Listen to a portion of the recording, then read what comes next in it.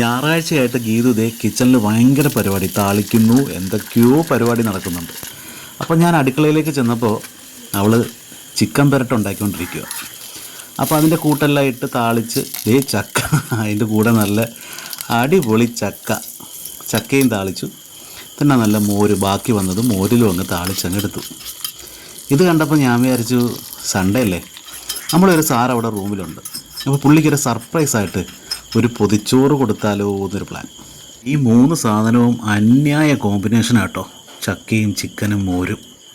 Chicken ആ കനലിൽ കിടന്നിങ്ങനെ വരണ്ട് നല്ല അടിപൊളി സാധനം ആയിക്കൊണ്ടിരിക്കുകയാണ്. ഇതിന് ഇനി വാഴയിലും കൂടെ പൊതിയുമ്പോൾ ഉണ്ടല്ലോ, ഒരു രക്ഷയും കാണാം. ആരും അറിയണ്ട, നാട്ടുകാരെ പറമ്പിൽ നിന്നൊരു വാഴയിലും വെട്ടി വാട്ടിയെടുത്തത് പത്രത്തിലിട്ട് നേരവേ ഇരിക്കടാ, അവിടെ ഇവിടെയും കീറിപ്പോയി.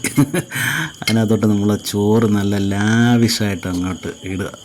ഒരു 3 പ്രാവശ്യം കഴിക്കണം, വയറ് നിറഞ്ഞ് പണ്ടാരടക്കണം.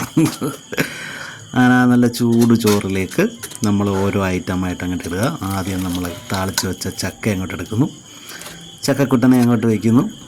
അതിനുശേഷം നല്ല അടിപൊളി നമ്മൾ ചിക്കൻ പെരട്ട് നല്ല റെഡിയായിരിക്കുകയാണ്. എവിടെ ചിക്കൻ പെരട്ട്? വരട്ടെ. അടിപൊളി അങ്ങോട്ട് വരട്ടു. ചിക്കൻ പെരട്ടിടുന്നു. ഒരു സ്പെഷ്യൽ സാധനമുണ്ട് കേട്ടോ, വെളുത്തുള്ളിയും വെളിച്ചെണ്ണയും കുറച്ച് കാന്താരി മുളക് അരച്ചത് ചക്കയുടെ കൂട്ടത്തിൽ, അത് അതിൻ്റെ കൂടെ തിന്നാൻ നല്ല ടേസ്റ്റാണ്. കുറച്ച് കാന്താരി മുളക് അതിൻ്റെ കൂടെ ഗാർണിഷായിട്ടിരിക്കട്ടെ.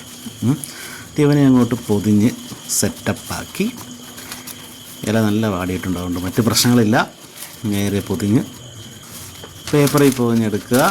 പുള്ളിക്ക് നല്ലൊരു സർപ്രൈസായിട്ട് കൊണ്ട് ഉച്ചയ്ക്ക് വിശന്നിരിക്കുമ്പോൾ നല്ലൊരു പൊതിച്ചോറ് കൊടുക്കുക എന്നുള്ളതാണ് നമ്മൾ ഉദ്ദേശം. ചോറ് റെഡിയായിരിക്കുകയാണ്. മോരും ചിക്കനും ലാവിഷായിട്ട് വേറെ ഉണ്ട് കേട്ടോ. അപ്പം നല്ല ആസ്വദിച്ച് തിന്നുക, ആർത്തിയോടെ തിന്നുക. എങ്ങനെ